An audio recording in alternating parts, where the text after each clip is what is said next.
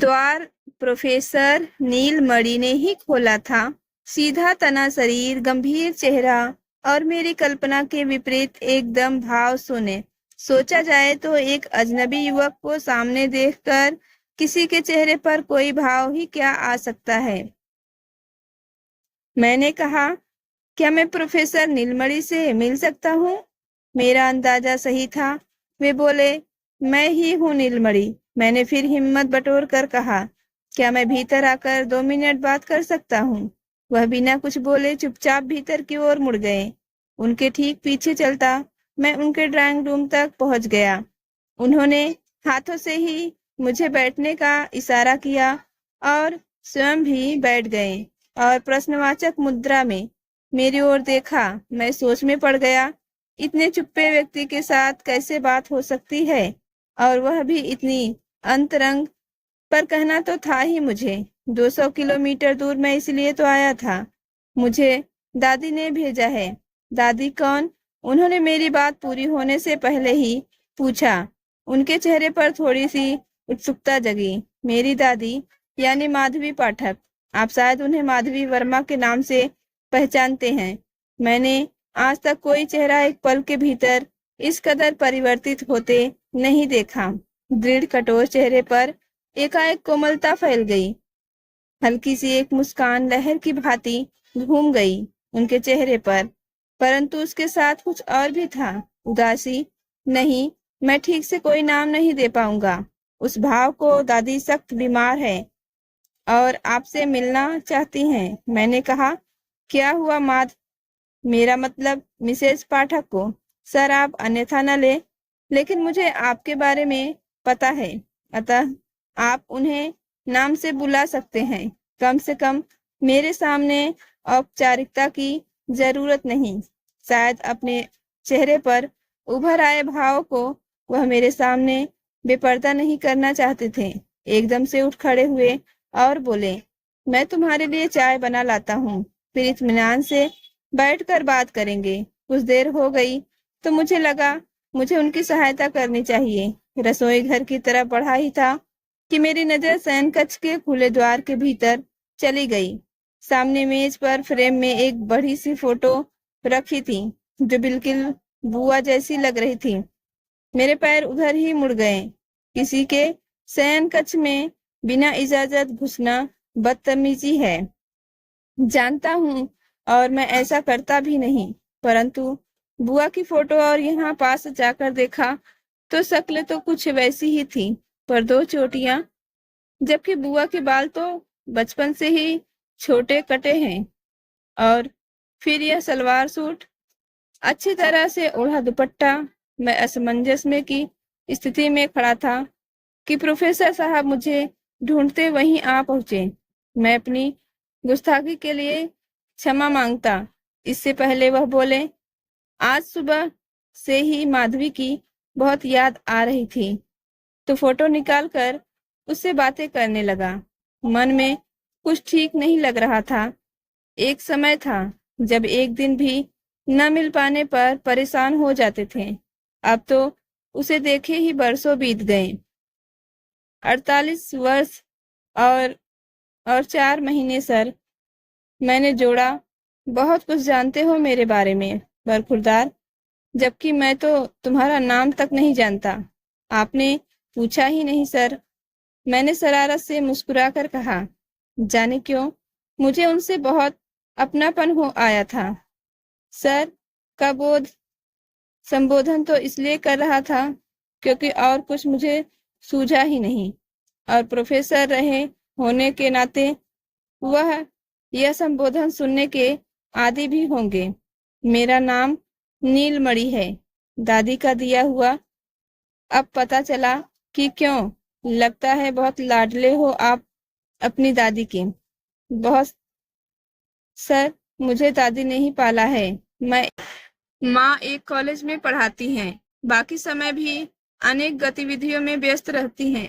नौकर होने पर भी मेरी देखभाल दादी स्वयं ही किया करती थी।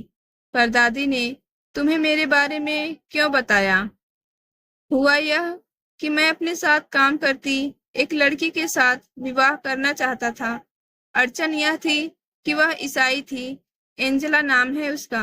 माँ को तो मैंने मना लिया, परंतु पापा को मनाना सरल नहीं था। मम्मी की भी वह सुनने वाले नहीं थे। वही परंपरागत सोच, जो वह सोचे, जो वह चाहे, बस वही होगा। दादी ने पापा से किस तरह हाँ करवाई, यह तो वही जाने।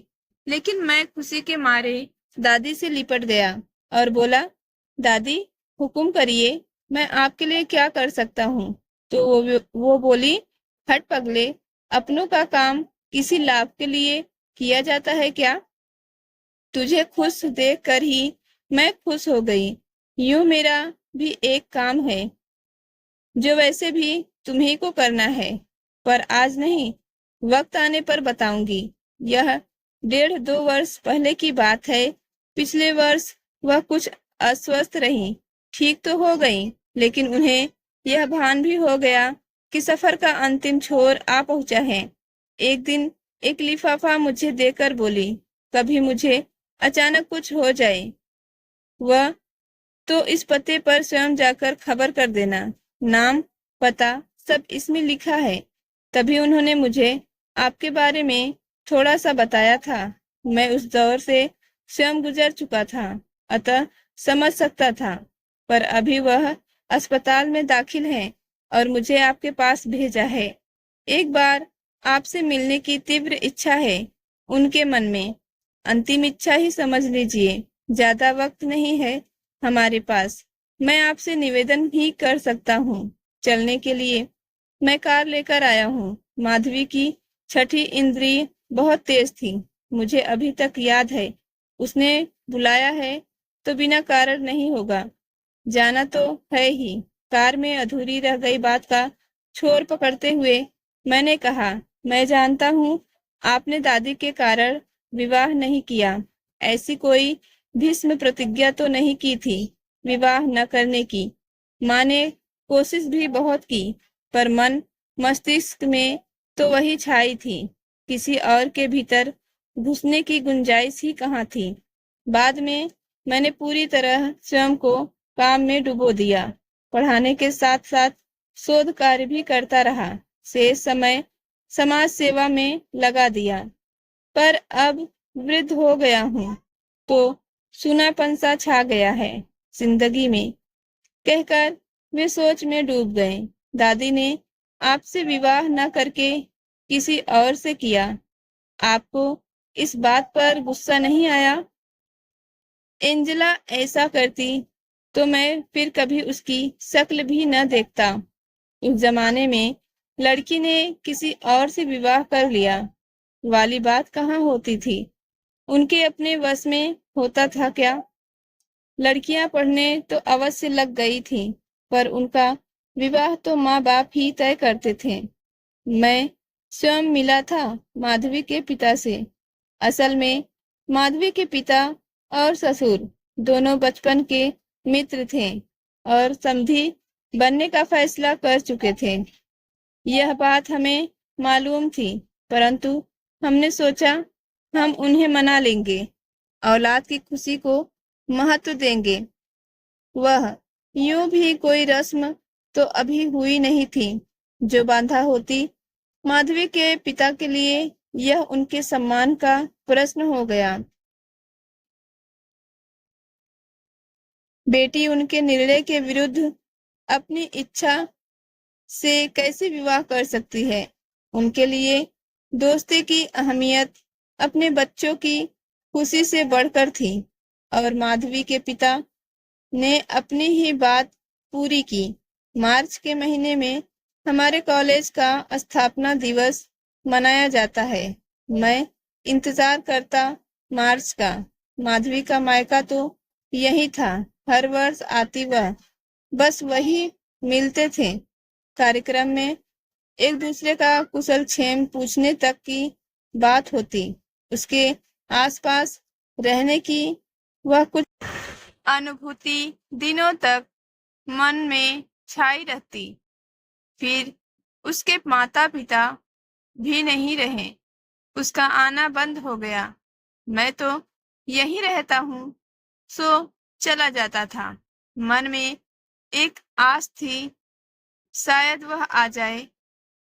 दाएं हाथ से स्टीयरिंग संभाले मैंने अपना बायां हाथ बढ़ाकर उनके हाथ पर रखा और स्नेहपूर्वक दबा दिया। कहता भी क्या, अपने आवेग पर काबू काबू पा उन्होंने पूछा, तुम्हें अजीब नहीं लगा यह सब सुनकर? जानकर एक पल को अजीब लगा भी था, और कोई बताता तो शायद विश्वास ही न करता। दादी को सब एक आदर्श के रूप में ही मानते हैं, हमारे संबंधी, मित्र, परिचित सब, परंतु शांति से जब सोचा तो यही लगा कि उन्हें तो जीवन जीने को दिया गया, जो उसमें तो उन्होंने कोई कमी नहीं रहने दी। हमारे दादा अपने भाई बहनों में सबसे बड़े थे। बचपन से ही मैं देखता आया हूँ कि उन सब के प्रति दादी ने अपने दायित्व अच्छी तरह और प्रसन्नता पूर्वक निभाए। दादू की बहनें अपने भाई से अधिक अपनी भाभी यानी मेरी दादी के अधिक करीब थीं। दूर पास के सभी रिश्तेदार दादी के स्नेह पात्र थे। स्नेह का अनंत स्रोत था उनके पास, जो सब में बांट कर भी खत्म नहीं होता था। दादू ठीक उनके उलट थे। स्नेह जैसे फालतू शब्द उनके शब्दकोश में थे ही नहीं। सब उनसे डरते थे। उनकी आज्ञा का उल्लंघन तो नहीं कर पाते थे, पर करीबी रिश्ता भी किसी से नहीं था उनका, दादी से भी नहीं। अपने अंतिम दिनों में तो वह और भी चिड़चिड़े स्वभाव के हो गए थे। दादी ने बिना शिकायत उनके अंतिम समय तक पूरी देखभाल की। हर कड़वी बात को वह कैसे मुस्कुराकर सुन लेती थी।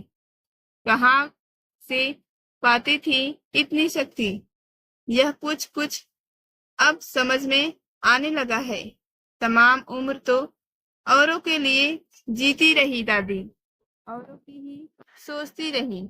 अब इस अंतिम घड़ी में क्या उन्हें अपने लिए जीने का हक नहीं है? मैंने अस्पताल के करीब ही एक होटल में प्रोफेसर नीलमणि को ठहराया और उन्हें ठीक 5:45 बजे अस्पताल पहुंचने को कहा। प्रोफेसर साहब का इंतजाम करके जब मैं अस्पताल पहुंचा तो दादी ने उत्सुकतापूर्वक मेरी ओर देखा। मैंने उन्हें हाथ से इशारे से आश्वस्त किया कि काम हो गया है। यह सुनकर उनकी निगाह दरवाजे पर ही टिक गई। यूं लग रहा था कि वह अपनी आंखें बहुत प्रयत्न पूर्वक ही खुली रखे हुए हैं। 2-4 परिचित जो मिलने आए थे अब जा चुके थे। मिलने वालों का समय समाप्ति पर था जब मैंने प्रोफेसर साहब को बरामदे के दूसरे छोर से अंदर घुसते देखा। मैंने मम्मी पापा को नीचे कैंटीन में जाकर जलपान कर आने को कहा। वह शीघ्र जाएं, इसके लिए यह झूठ भी जोड़ दिया कि उनके लौटते ही मुझे किसी जरूरी काम से घर जाना है। प्रोफेसर नीलमणि को मैं भीतर दादी के पास ले गया और काम का बहाना बना बाहर खिसक आया। कहीं न जाकर मैं बाहर बरामदे में टहलता रहा। लगभग आधे घंटे बाद नर्स के डेस्क पर घंटी बजी और नर्स को इसी कमरे की तरफ तेजी से आते देखा। मैंने भीतर कमरे में झांका। प्रोफेसर अपने हाथों का सहारा देकर दादी को तकिए पर सुलाने का प्रयास कर रहे थे। कुछ पल वहीं रुककर वह तेजी से बाहर निकले और द्वार पर मेरे पास से गुजरे। उनकी छलकती आंखें बता रही थी कि कहानी का अंत हो चुका है। क्या इसी को इच्छा मृत्यु कहते हैं? इस बारे में विचार फिर कभी। अभी तो मुझे एक और जरूरी काम करना है। मैं कमरे से बाहर निकला तो दूर मम्मी पापा आते दिखाई दिए। उन्हें कमरे के भीतर जाने का इशारा कर मैं प्रोफेसर साहब की तलाश में तेजी से सीढ़ियां उतर गया। इधर उधर देखने पर स्वागत कक्ष के एकदम पिछली बेंच पर प्रोफेसर साहब को बैठा पाया। सिर दीवार से टिका हुआ और बंद आंखों से अश्रु ढुलक रहे थे। दोनों बाहें निर्जीव सी, जैसे उसमें अपने आंसू पोंछने की ताकत नहीं बची थी। मैं चुपचाप जाकर उनकी बगल में बैठ गया और अपने बाजू को उनके बाजू में लपेट लिया। वर्षों से दबे उनके आंसुओं को बह जाने दिया। जो दुख औरों के संग बांटे जा सकते हैं, उनका सहना उतना कठिन नहीं होता जितना उन दुखों का जो अपने भीतर दबा कर रखने पड़ते हैं। वह मन की एकदम निचली परतों में बहुत बोझिल होती हैं। उनकी पीड़ा मैं उनके पास बैठा उनके हृदय को पढ़ने का प्रयास करने लगा। इनके हिस्से का दीपक किसी और के घर में रोशनी करता रहा और यह उस दीपक की सलामती की दुआ मांगते रहे। आज जब वह बुझ गया है तो उस परिवार में ऐसी वीरानी नहीं छाई जैसी वीरानी इनके मन में छा गई है। उस परिवार में वह आज भी विद्यमान है, अपने बच्चों के रूप में, उनके बच्चों के रूप में। पर इनके पास बस चंद स्मृतियां ही शेष हैं, बहुत पुरानी, सीमित और बांझ। हाँ, बांझ, क्योंकि स्मृतियां तो फलती फूलती नहीं, वे धुंधली पड़ जाती हैं, सिमट सिकुड़ जाती हैं।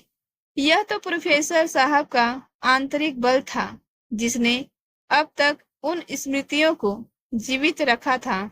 मुझे संतोष है मैं उन्हें यहाँ ले आया। उन्होंने अपने शेष जीवन के लिए कुछ यादें और जुटा ली हैं। उनके आंसू कुछ थमे और उन्होंने मेरी उपस्थिति को महसूस किया। मैंने उनका हाथ अपने हाथों के बीच लेते हुए कहा, आप कभी ऐसा मत सोचना कि आप अकेले हैं।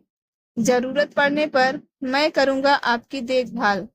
आपसे बराबर मिलने आता रहूंगा और उन मुलाकातों के बीच जब भी आपको जरूरत होगी एक टेलीफोन पर फौरन हाजिर हो जाऊंगा।